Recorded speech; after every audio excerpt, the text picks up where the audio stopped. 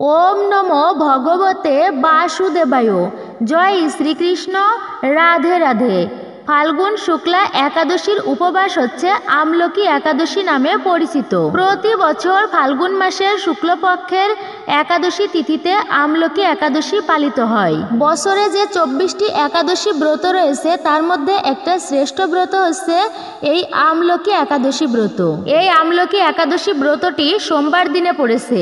এই সোমবার দিন হচ্ছে মহাদেবের দিন। যেমন শনিবার হচ্ছে শনি দেবতার দিন, মঙ্গলবার হচ্ছে হনুমানজির দিন, রবিবার হচ্ছে সূর্য দেবতার দিন, বৃহস্পতিবার হচ্ছে মা লক্ষ্মী ও দেবগুরু বৃহস্পতির দিন। তো তেমনই হচ্ছে সোমবার। এই সোমবার হচ্ছে দেবাদিদেব মহাদেবের একটি বিশেষ দিন। আর একাদশী ব্রত যে দিনেই হোক না কেন সেটি হচ্ছে ভগবান শ্রীহরি বিষ্ণুর অত্যন্তই প্রিয় দিন। সেই দিনটিকে বলা হয়েছে হরিবাসরের দিন। তাই কোনো ভক্ত যদি ভক্তির সহিত একাদশী ব্রতের দিনে উপবাস করে ব্রত করে লক্ষ্মী নারায়ণের পূজা অর্চনা করতে পারে, আরাধ্য দেবতার পূজা অর্চনা করতে পারে, তার ফলে সেই ব্যক্তির জীবনে ভগবানের অশেষ কৃপা লাভ হয়। 24টি একাদশীর মধ্যে সর্বশ্রেষ্ঠ হচ্ছে এই ফাল্গুন মাসের শুক্লাপক্ষের আমলকি একাদশী ব্রত। এই পূর্ণ পবিত্র দিনে ভুলবশতও খাবেন না এই 3টি খাবার। এতে সংসারে অমঙ্গল দূরীভূত হবে, সংসারের দারিদ্রতা ও দুর্ভাগ্য নাশ হবে, সৌভাগ্যে পরিণত হবে। এরই পাশাপাশি থাকছে এই দিনে পূর্ণ পবিত্র ব্রত কথা, ব্রত মাহাত্ম্য, যা প্রত্যেকের জানা অতি আবশ্যক। অবশ্যই সকলে মনোযোগের সহিত ভিডিওটি শুরু থেকে শেষ অবধি দেখবেন আশা রাখছি। নমস্কার, আমি দীপা। দেশ ও দেশের বাইরে থেকে যে সকল দর্শকেরা এই মুহূর্তে ভিডিওটি দেখছেন তাদের প্রত্যেককে সুস্বাগত জানাই রায়কিশোরী দীপা অর্থাৎ সনাতন ধর্মীয় তথ্যমূলক চ্যানেলে। আমি সর্বদা চেষ্টা করি সনাতন ধর্মের এরকমই সকল গুরুত্বপূর্ণ বিষয়গুলি আপনাদের সামনে উপস্থাপন করতে, শেয়ার করতে। আসুন কিছুক্ষণ সময় সকলে একসঙ্গে ধৈর্য ধরে আজকের এই গুরুত্বপূর্ণ বিষয় প্রসঙ্গে আমরা বিস্তারিত জেনে নিই। আশা করছি আপনি উপকৃত এবং সমৃদ্ধ হবেন। ভালো লেগে থাকলে অবশ্যই একটি লাইক করবেন, কমেন্টে ভক্তি, ভালোবাসা ও শ্রদ্ধার সহিত জয় শ্রীকৃষ্ণের জয় অথবা আপনার ইষ্টদেবের নামটি একটি বারের জন্য হলেও লিখে জানাবার জন্য অনুরোধ রইল। চ্যানেলে নতুন হলে চ্যানেলটি সাবস্ক্রাইব করবেন, পাশে থাকার নোটিফিকেশন বেল বাটনটি অল করে দিবেন। তাহলে চলুন শুরু করি আজকের ভিডিওটি। 2025 সালে আমলকি একাদশীর তিথি। ফাল্গুন শুক্লা একাদশী তিথি 2025 সালে 9 মার্চ সকাল 7:45 শুরু হবে। একাদশী তিথি 2025 সালে 10 মার্চ সকাল 7:44 শেষ হবে। উদয়া তিথি অনুসারে এই বছর আমলকি একাদশী আপনাদেরকে পালন করতে হবে, অর্থাৎ উপবাস রাখবেন 10ই মার্চ সোমবার দিন। 2025 অর্থাৎ এই বছর আমলকি একাদশীর দিনে 3টি শুভ ঘটনা ঘটছে। আমলকি একাদশীর দিনে সর্বাত্ম সিদ্ধিযোগ, শোভন যোগ এবং পুষ্য নক্ষত্রের সংমিশ্রণ ঘটেছে। 3টিকেই শুভ বলে মনে করা হয়। সর্বাত্ম সিদ্ধিযোগ সকাল 6:36 থেকে রাত 12:51 পর্যন্ত স্থায়ী হবে। ব্রহ্ম মুহূর্ত থেকে আমলকি একাদশীর পূজা করা যেতে পারে, কারণ সেই সময় শোভন যোগ থাকবে। এরপর সর্বাত্ম সিদ্ধিযোগ তৈরি হচ্ছে। এই যোগে পূজা করলে শুভ কর্ম, শুভ ফল লাভ হয়। আপনি যে কর্ম করবেন অবশ্যই তা সফল হবে ভগবান শ্রীহরি বিষ্ণুর কৃপায়। আমলকি একাদশীর দিনেও ভদ্রা থাকবে, তবে 68 মিনিটের জন্য। ভদ্রা সকাল 2025 সালে 10ই মার্চ 6:36 শুরু হবে এবং শেষ হবে সকাল 7:44। এই আমলকি একাদশীর গুরুত্ব এবং তাৎপর্য বিশাল। যে ব্যক্তি আমলকি একাদশীর দিন উপবাস করে এবং ভগবান বিষ্ণুর উপাসনা করে সে স্বর্গ এবং মোক্ষ লাভ করে। এই দিনে আমলকি গাছেরও পূজা করা হয়। এটি একটি শুভ বৃক্ষ যা সমস্ত পাপ ধ্বংস করে। এই দিনে যদি কেউ আমলকি গাছ স্পর্শ করে সে দ্বিগুণ ফল লাভ করে। যে ব্যক্তি আমলকি সেবন করে সে 3 গুণ উপকার পায়। সকল একাদশীর মধ্যে আমলকি একাদশীকে সর্বোত্তম স্থানে রাখা হয়েছে। কেউ কেউ আমলকি একাদশীকে আমলা একাদশী নামেও ডাকেন। এটি রংভরি একাদশী নামেও পরিচিত। এই দিনে উপবাস পালন করা হয় এবং বিশ্বের রক্ষক ভগবান শ্রীহরি বিষ্ণুর সঙ্গে আমলকি গাছের পূজা অর্চনা করা হয়। কথিত আছে আমলকি গাছ ভগবান বিষ্ণুর খুবই প্রিয়। এই দিনে পূজার সময় আমলকি একাদশীর উপবাসের কাহিনী পাঠের প্রথা রয়েছে। এতে ভগবান বিষ্ণু দ্রুতই প্রসন্ন হন সেই ব্যক্তির প্রতি। অবশ্যই আমলকি একাদশীর দিনে ভগবান শ্রীহরি বিষ্ণুর সঙ্গে পূজা করা হয় ধন সম্পদের দেবী লক্ষ্মী দেবীর। এই দিনে আমলকি গাছের পুজো করার রীতি রয়েছে অনেক জায়গায় প্রচলিত। মান্যতা রয়েছে এমন করলে সমস্ত ইচ্ছা পূরণ হয় সেই ব্যক্তির এবং বাড়িতে সমৃদ্ধি আসে। পৌরাণিক বিশ্বাস অনুসারে ভগবান বিষ্ণু জন্ম দিয়েছিলেন আমলকি গাছের। আমলকি গাছের প্রতিটি অঙ্গে বিরাজ করেন ভগবান শ্রীহরি বিষ্ণু। এই দিন আমলকি গাছের নিচেই বসে ভগবান নারায়ণের পূজা করলে অতি পুণ্য লাভ হয়। এই দিন সূর্যোদয়ের আগে স্নান করে পরিষ্কার পোশাক পরে ভগবান বিষ্ণুর ধ্যান, উপবাস ও উপাসনার সংকল্প নিতে হয়। এরপর একটি লাল বা হলুদ কাপড় বিছিয়ে তার উপর ভগবান বিষ্ণু ও দেবী লক্ষ্মীর মূর্তি স্থাপন করে পঞ্চামৃত দিয়ে ভগবান বিষ্ণুকে স্নান করাতে হবে। পুজো শেষ হয়ে গেলে ভগবান বিষ্ণুর আরতি করে প্রসাদ বিতরণ করতে হবে। এই দিন অনেকেই ভগবান শিব ও দেবী পার্বতীরও পূজা করেন। ফাল্গুন মাসের শুক্লপক্ষের একাদশী তিথিকে বলা হয় রঙ্গভরি একাদশী বা আমলকি একাদশী, অর্থাৎ যে একাদশী দেবী ভগবত উপাসকের মনের যাবতীয় মলিনতা আর চিত্তের দুষ্টতার পরিবর্তন করে চতুর্বর্গ ফল লাভের পথ প্রশস্ত করেন, তিনি পুরাণে শ্রী শ্রী আমলকি একাদশী দেবী।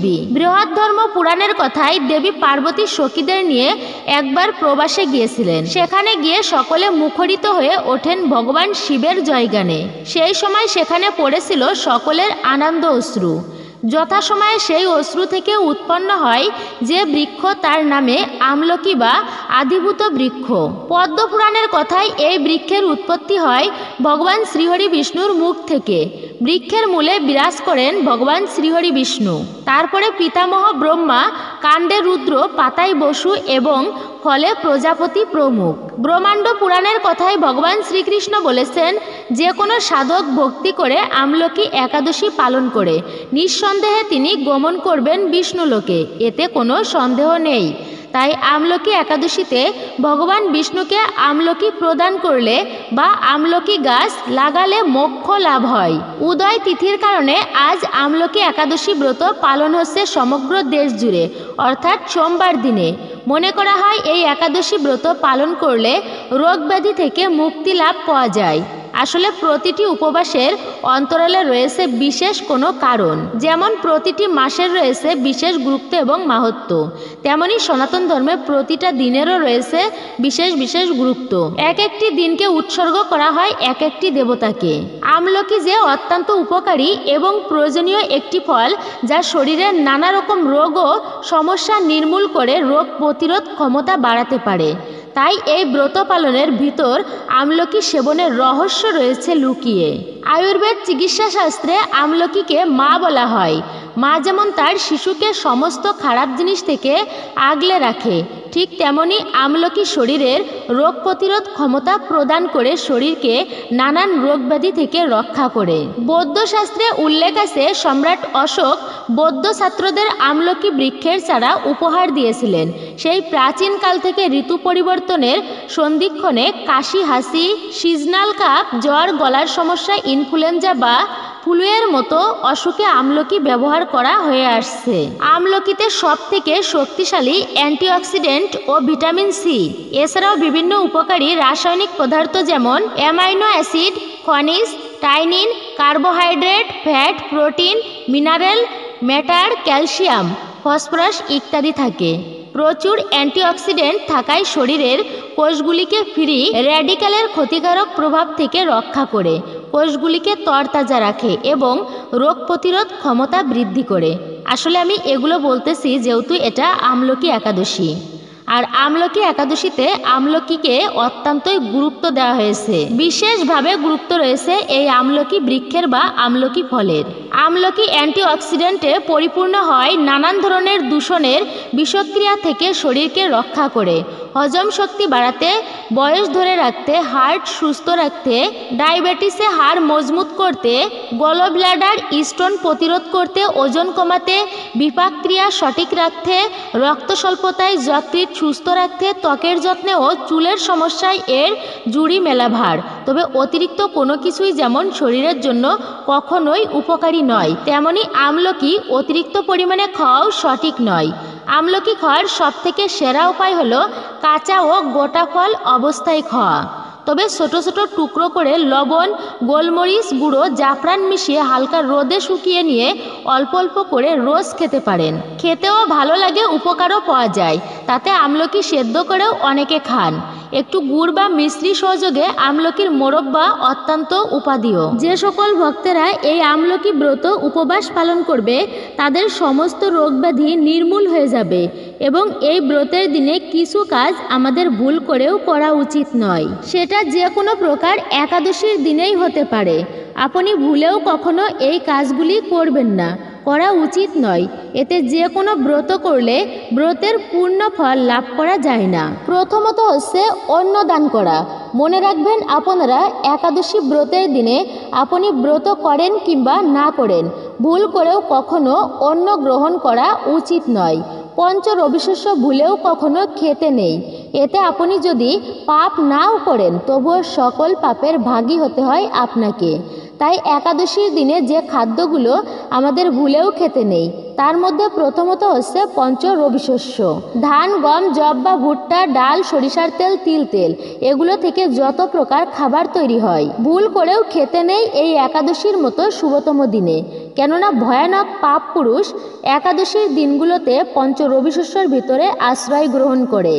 তাই আপনি ব্রত না করলেও পঞ্চ রবিশস্য কখনোই ভক্ষণ করবেন না এই আমলকি একাদশীতে বা যে কোনো একাদশীতে। চাউল, মুড়ি, চিড়া, সুজি, পায়েস, খিচুড়ি, চাউলের পিঠা, খই, আটা, ময়দা, সুজি, বেকারি রুটি, সকল প্রকার বিস্কুট, হরলিক্স, ছাতু, খই, রুটি, মুগ, মাসকলাই, খেসারি, মুসুরি, ছোলা, অরহর, ফেলন, মটরশুঁটি, বরবটি, সিম, পটল, এরপর সরিষার তেল, সয়াবিন তেল, তিল তেল, এগুলো যদি একাদশী ব্রত চলাকালীন ভুলেও গ্রহণ করে থাকেন তবে আপনার ব্রতটি সম্পূর্ণরূপেই ভঙ্গ হয়ে যাবে। আর যারা সাত্ত্বিক খাবার গ্রহণ করেন না তারা বিশেষ করে একাদশীর দিনে চা, বিড়ি, সিগারেট, পান, কফি, এই সমস্ত অর্থাৎ এগুলো মানে নেশা যেগুলোতে তৈরি করে সেই খাবারগুলো ভুল করেও একাদশী চলমানকালীন এই সময় পর্যন্ত আপনারা গ্রহণ করবেন না, গ্রহণ করতে নেই। এবং কোন কোন খাবার খাওয়া যাবে? সবথেকে শ্রেষ্ঠ সর্বোত্তম ব্রত হচ্ছে নির্জলা ব্রত পালন করা। অবশ্যই এটা সকলেই জানেন। তবে যদি কেউ নির্জলা ব্রত পালন করতে না পারেন সেক্ষেত্রে যে কোনো প্রকার ফল আহার করতে পারবেন আপনারা। ফল সর্বদাই কিন্তু পূর্ণ আর পবিত্র। ফলমূল, দুগ্ধজাত খাদ্য, এমনকি ফল আহার করেও যদি ব্রত রাখতে আপনাদের কষ্ট হয়ে যায় তবে কিছু সবজি আপনারা রান্না করে খেতে পারেন। সেই সবজিগুলো হচ্ছে যেমন কাঁচকলা, মিষ্টি কুমড়া, মিষ্টি আলু, পেঁপে, বাঁধাকপি, ফুলকপি, কাজু বাদাম ইত্যাদি। এই সমস্ত সবজিগুলি আপনারা ঘি অথবা বাদাম তেল দিয়ে রান্না করে বা সূর্যমুখীর তেল দিয়েও রান্না করতে পারেন। তারপর ভগবানকে সেই খাবার অর্থাৎ সেই ভোগ নিবেদন করে প্রসাদী হিসেবে আপনাকে গ্রহণ করতে হবে। এতে আপনি সুন্দরভাবে ব্রত পালন করতে পারবেন, আপনার কষ্টও হবে না তেমন। মনে রাখবেন, যে কোনো অবস্থাতেই হোক না কেন ব্রত পালন করতে হবে। এর পরবর্তী হচ্ছে সকল প্রকার ক্ষৌরকর্ম নিষিদ্ধ। একাদশী, দ্বাদশী, পূর্ণিমা, অমাবস্যা এই সমস্ত দিনে ভুলেও আপনি ক্ষৌরকর্ম করবেন না। চুল, দাড়ি, নখ কাটতে নেই এই সমস্ত দিনে। শুধুমাত্র যে ক্ষৌরকর্ম তা কিন্তু নয়, এই দিনে ভুলবশত আপনি তুলসী পত্র ছিঁড়বেন না। ভগবান শ্রীহরি বিষ্ণুকে তুলসী পত্র চয়ন করতে হলে অবশ্যই আপনি আগের দিনে তুলে রাখবেন, অর্থাৎ একাদশীর আগের দিনে আপনি তুলসী পত্র তুলে রাখবেন। যে কোনো বৃক্ষের শাখা প্রশাখা অর্থাৎ ডালপালা কাটতে নেই, বৃক্ষকে আঘাত করতে নেই। এটাকে অশুভ এবং ভয়ঙ্কর অমঙ্গল বলা হয়েছে এই শুভতম দিনগুলিতে। তবে এই দিনে অবশ্যই পশু পাখিকে খেতে দিন, গাভীকে খেতে দিন। নমো ব্রাহ্মণ্য দেবায় ব্রাহ্মণ্য হিতায় চ জগদ্ধিতায় কৃষ্ণায় গোবিন্দায় নমো নমো। এই গাভীকে গোবিন্দ অত্যন্তই পছন্দ করেন। গাভীকে হত্যা করা মানেই গো হত্যা করা। এমনকি যিনি স্বর্গের দেবরাজ সেই ইন্দ্র, তিনি রাজা দশরথকে বলেছিলেন যে জগতে যদি কোনো ব্যক্তি গো হত্যা করে অর্থাৎ গাভীকে মারে, গাভীর মাংস ভক্ষণ করে, তবে ওই গাভীর শরীরে যত লোমকূপ রয়েছে তত হাজার বছর তাকে নরকের যন্ত্রণা কষ্ট ভোগ করতে হবে সেই ব্যক্তিদের। মনে রাখবেন, এটা কিন্তু কোনো সাধারণ পাপ নয়, এটাকে বলা হয়েছে ভয়ঙ্কর পাপ। দ্বিতীয়ত হচ্ছে আর এক ধরনের পাপ রয়েছে, সেটা হচ্ছে ব্রহ্ম হত্যা করা। মনে রাখবেন, এই জগতে আর এক ধরনের মহাপাপ, সেটা হচ্ছে বৈষ্ণব হত্যা, সাধু হত্যা, বৈষ্ণবের চরণে অপরাধ করা। এর মতো পাপ কিন্তু আর নেই। তো বৈষ্ণবের চরণে যদি অপরাধ হয়ে থাকে, যদি সেই বৈষ্ণব অপরাধ ক্ষমা না করেন, তাহলে স্বয়ং ভগবানও সেই ব্যক্তিকে কখনোই ক্ষমা করে না, কোনো দিনও ক্ষমা করেন না। ভুলক্রমে কোনো সাধুকে কষ্ট দিতে নেই, আঘাতও করতে নেই। এটা সব থেকে অপরাধের। যারা ভ্রূণ হত্যা করে, নিজ পেটের বাচ্চাকে পেটের ভিতরে হত্যা করে, পৃথিবীর আলো সেই নিষ্পাপী বাচ্চারা দেখতে পায় না। এতে বলা হয়েছে সেই পরিবারে সেই বাচ্চাদের একটা অশুভ শক্তি অর্থাৎ নেগেটিভ শক্তি প্রভাব বজায় থাকে।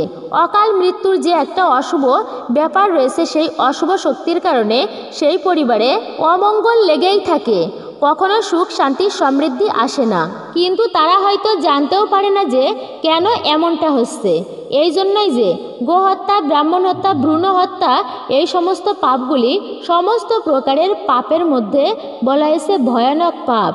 তাই এমন ধরনের পাপও যদি কোনো ব্যক্তি করে থাকে, কিন্তু সে যদি ভক্তি, ভালোবাসা ও শ্রদ্ধার সহিত, নিষ্ঠার সহিত এই একাদশী ব্রত পালন করে এবং ভগবানের কাছে আন্তরিকভাবে ক্ষমা প্রার্থনা করে, উপবাস রেখে তার পূজা অর্চনা করে, তবে তার মাধ্যমেও জন্ম জন্মান্তরের পাপরাশি পর্যন্ত বিধৌত হয়ে যায়। তার সঙ্গে ব্রহ্মহত্যা, গোহত্যা এমন ধরনের ভয়ানক পাপও বিধৌত হয়ে যায়। সেই ব্যক্তি চিরতরে পাপ মুক্ত হতে পারে। এই আমলকি একাদশী ব্রত পালনের নিয়মাবলী। ফাল্গুন মাসে শুক্লপক্ষের একাদশী হচ্ছে আমলকি একাদশী বা রংভরি একাদশী। আমরা অনেকেই হয়তো জানি, কিন্তু তারপরেও চলুন সংক্ষেপে একটু জেনে নিই। একাদশীর আগের দিনে অর্থাৎ দশমীর দিনে আপনাদেরকে সংযম পালন করতে হবে।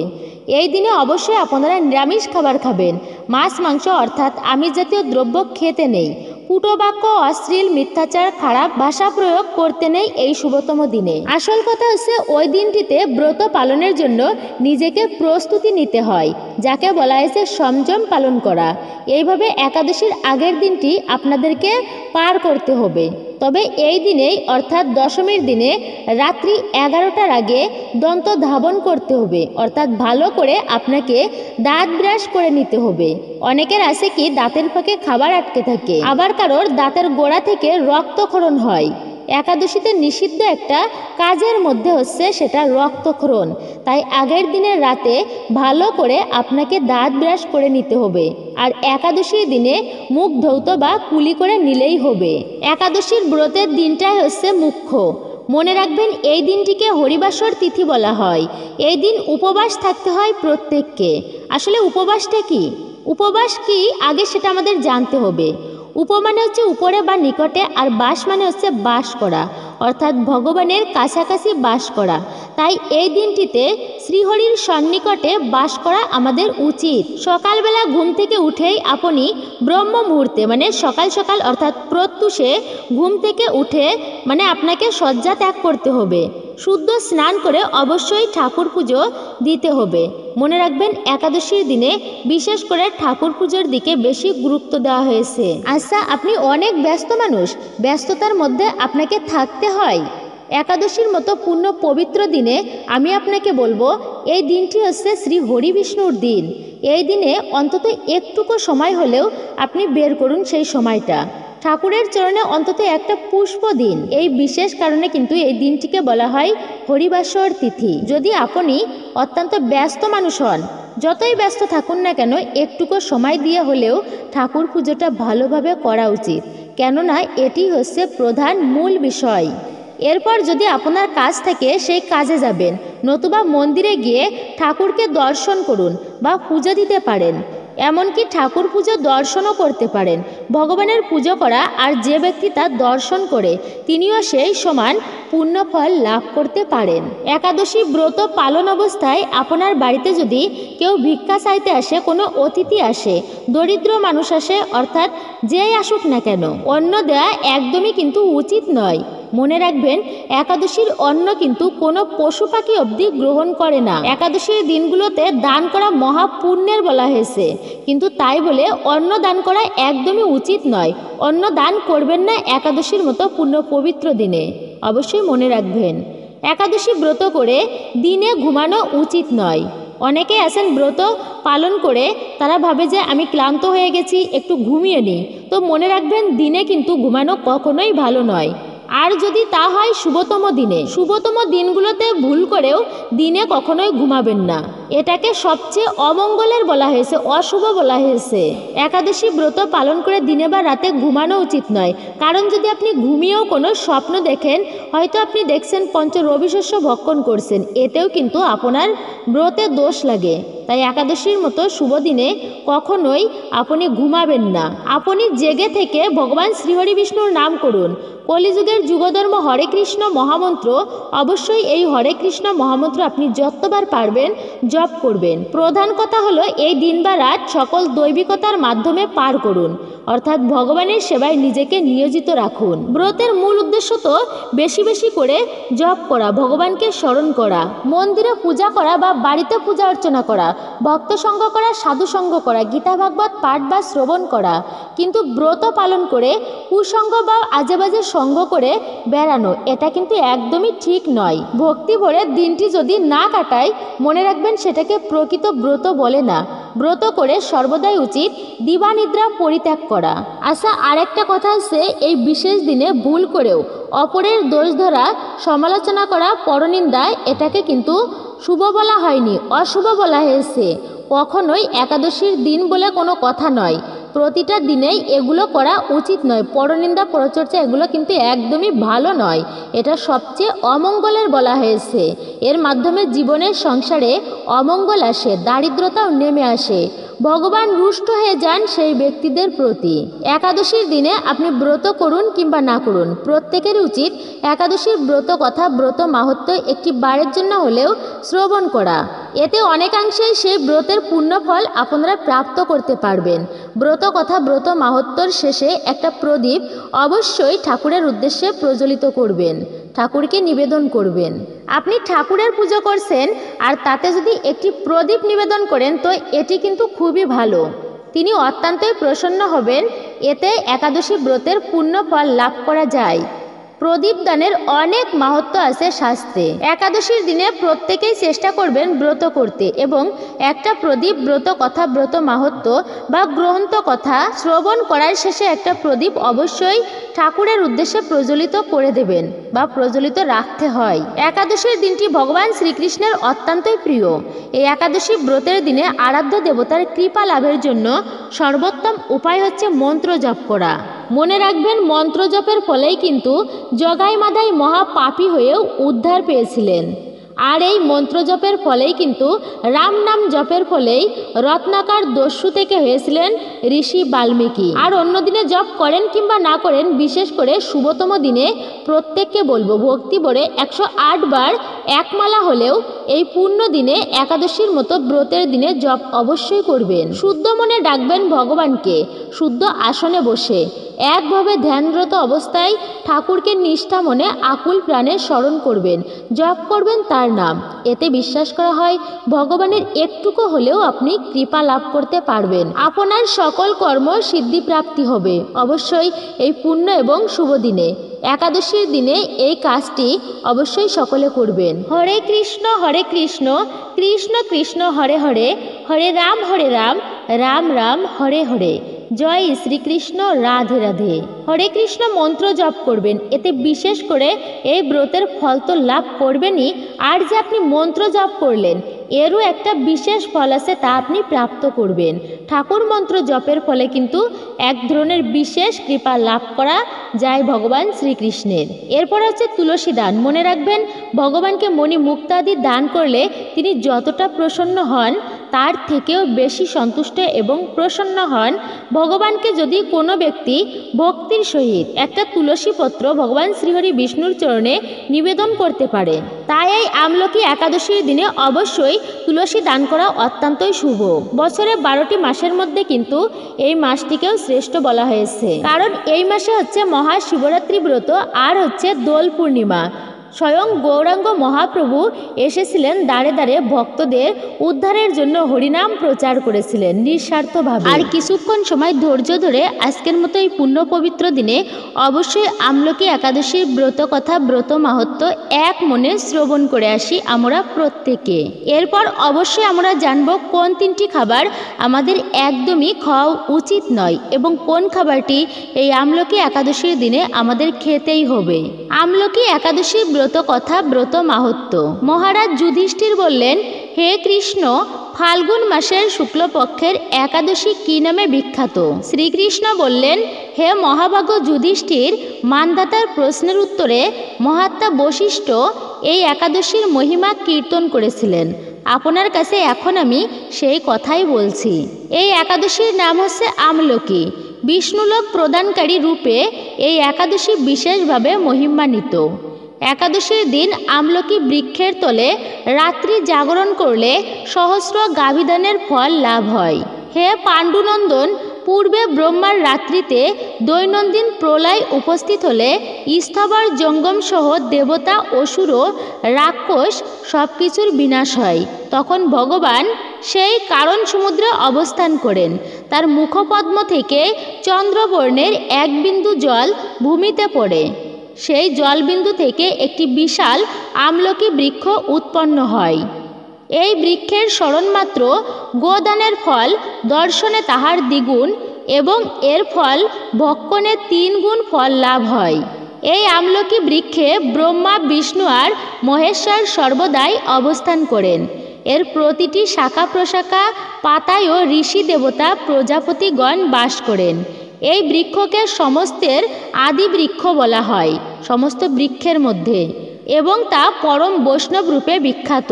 এরপর এই শ্রেষ্ঠ ব্রত সকলেরই পালনীয়। এখন এই ব্রতের একটি অদ্ভুত কাহিনী আছে, চলুন আমরা জেনে নিই। প্রাচীনকালে বৈদিশ নামে এক প্রসিদ্ধ নগর ছিল। এই নগরে চৈত্ররথ নামে এক রাজা রাজত্ব করতেন। চন্দ্রবংশীয় পাশবিন্দুক রাজার পুত্ররূপে তিনি জন্মগ্রহণ করেন। তিনি অত্যন্ত শক্তিমান ও ঐশ্বর্যশালী ছিলেন। শাস্ত্র জ্ঞানেও তিনি ছিলেন সুনিপুণ।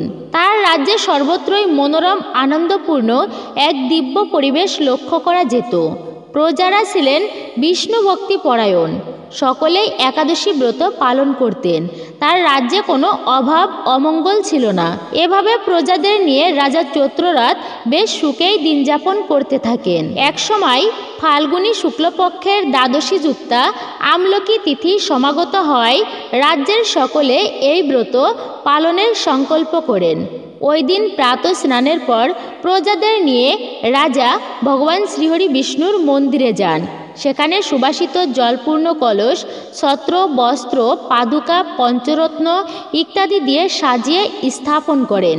তারপর ধূপদীপ দিয়ে যত্ন সহকারে মুনি ঋষিদের দ্বারা শ্রী পরশুরাম মূর্তি সমন্বিত আমলকির পূজা করেন। হে পরশুরাম, হে রেণুকা সুখবর্ধক, হে ধাত্রী, হে পাপ বিনাশিনী আমলকি, তোমাকে প্রণাম জানাই। আমার অর্ঘ্যজল গ্রহণ করো। এইভাবে দিনে যথাবিধি পূজা, স্তব, স্তুতি, নৃত্যগীত করে রাজা ভক্তি ভরে সেই বিষ্ণু মন্দিরে রাত্রি জাগরণ করতে লাগলেন। এমন সময় দৈবযোগে একটি ব্যাধ সেখানে উপস্থিত হয়। পূজার সামগ্রী সহ বহু ব্যক্তিকে একত্রে রাত্রি জাগরণ করতে দেখে সে কৌতূহলাক্রান্ত হলো। সে ভাবল, এসব কি ব্যাপার? বিষ্ণু মন্দিরে প্রবেশ করে বসে পড়ল। কলসের উপরে স্থাপিত শ্রীবিষ্ণুর মূর্তি দর্শন করল। ভগবান বিষ্ণু এবং একাদশীর মাহাত্ম্য সে মনোযোগ দিয়ে শুনল। সারা দিন ওই ব্যাধ কিছুই আহার গ্রহণ করেননি। এভাবে ক্ষুধায় কাতর হয়ে সেখানে সে রাত্রি জাগরণ করল। পরের দিনে প্রজাসহ রাজা নগরের দিকে যাত্রা করলেন। সেই ব্যাধও তার বাড়িতে ফিরে গেল। এরপর এক সময় ব্যাধের মৃত্যু হলো। অন্তিম সময় ঘনিয়ে এলো। একাদশীতে রাত্রি জাগরণ ব্রত প্রভাবে সেই ব্যাধ পরবর্তী জন্মে এক রাজ্যের অধীশ্বর রূপে নিযুক্ত হলো। জয়ন্তী নামে এক নগরী ছিল, সেখানে বিদুরথ নামে এক রাজা বাস করতেন। ওই ব্যাধ বিদুরথ রাজার মহাবলী পুত্র রূপে জন্মগ্রহণ করেন, আর সেখানে তার নাম হয় বসুরথ। 1,00,000 গ্রামের আধিপত্য তিনি লাভ করলেন। তিনি ছিলেন সূর্যের মতো তেজস্বী, চন্দ্রের মতো কান্তিমান ও পৃথিবীর মতো ক্ষমাশীল। বিভিন্ন সদ্গুণে ভূষিত বসুরথ পরম বিষ্ণুভক্তি পরায়ণ হন। এই মহাদাতা রাজা একবার শিকার করতে গিয়ে পথ ভুলে যান। গভীর জঙ্গলের মধ্যে ক্ষুধায় পীড়িত হয়ে তিনি ক্লান্তিবশত হয়ে শুয়ে পড়েন। এমন সময় কতগুলি পর্বত নিবাসী শ্লেষ্য রাজার কাছে এসে নানাভাবে উৎপীড়ন করতে থাকে। রাজাকে তাদের শত্রু মনে করে তাকে মেরে ফেলতে চেষ্টা করে। পূর্বেই এই রাজা আমাদের পিতামাতা পুত্রপৌত্র সবাইকে মেরে ফেলেছে, আমাদের গৃহ ছাড়া করেছে। এরকম বলতে বলতে শ্লেষ্যরা রাজাকে মারতে উদ্যত হয়। তারা বিভিন্ন অস্ত্র শস্ত্রে তাকে আঘাত করতে থাকে, কিন্তু আশ্চর্যের বিষয় হলো তাদের সকল প্রচেষ্টা ব্যর্থ হয়। রাজার কোনো ক্ষতিই তারা সাধন করতে পারেননি। তখন রাজার শরীর থেকে নানা অলঙ্কারে বিভূষিতা এক পরমা সুন্দরী স্ত্রী মূর্তি আবির্ভূত হন। মহাশক্তিধারিণী ওই নারী অল্প সময়ের মধ্যেই সকল পাপী শ্লেষ্যকে নিধন করল। রাজার নিদ্রা ভঙ্গ হল। এই ভয়ানক হত্যাকাণ্ড দেখে রাজা অত্যন্তই বিস্মিত হলেন। তিনি বলতে লাগলেন, আহা, আমার শত্রুদের হত্যা করে কে আমাকে প্রাণে রক্ষা করল? এমন কৃপালু কে আছে এখানে? আমি তার প্রতি আমার কৃতজ্ঞতা প্রকাশ করছি। আর তখনই হঠাৎই দৈববাণী হলো, ভগবান কেশব ব্যতীত শরণাগতকে রক্ষা করবার আর কে আছে? তিনিই শরণাগত পালক। দৈববাণী শুনে তিনি ভক্তিযুক্ত চিত্তে গৃহে ফিরে এলেন। তারপর প্রজাসহ মহাসুখে ইন্দ্রের মতো নিষ্কণ্টক রাজ্য ভোগ করতে লাগলেন। আর বশিষ্ঠ বলতে লাগলেন, হে রাজন, যে মানুষ এই পরম উত্তম আমলকি একাদশী ব্রত পালন করেন তিনি নিঃসন্দেহে বিষ্ণুলোক প্রাপ্ত হন, এই বিষয়ে কোনো সন্দেহ নেই। তাহলে অবশ্যই আপনারা বুঝতে পেরেছেন এই আমলকি একাদশী ব্রত পালনে আমরা কী ফল প্রাপ্ত করতে পারি। অবশ্যই নিজেও ব্রত পালন করুন এবং অন্যকে উৎসাহিত করুন, যেন আপনার দেখাদেখি তারাও ব্রত পালন করতে শুরু করে। মনে রাখবেন, 8 থেকে 80 বছর বয়সের প্রত্যেকে একাদশী ব্রত পালন করতে পারেন। একাদশী ব্রত পালনে কোনো বিধিনিষেধ নেই। একাদশী ব্রত চলাকালীন যদি কোনো মায়েরা রজচক্রে থাকেন, তবুও একাদশী ব্রত বাদ দেওয়া উচিত নয়। আপনারা একাদশী ব্রত চালিয়ে যান। ভগবান শ্রীহরি বিষ্ণুর কাছে ক্ষমা প্রার্থনা করবেন সকল দোষের জন্য। অবশ্যই এই শুভতম দিনে যদি পারেন গঙ্গায় স্নান করবেন। গঙ্গা স্নানের বিশেষ মাহাত্ম্য রয়েছে শুভতম দিনগুলিতে। যদি পারেন তাহলে আশেপাশে কোনো নদীতে গিয়ে স্নান করে আসবেন। আর যদি আপনার আশেপাশে কোনো নদী না থাকে তাহলে বাড়িতেই পুণ্য স্নান করুন।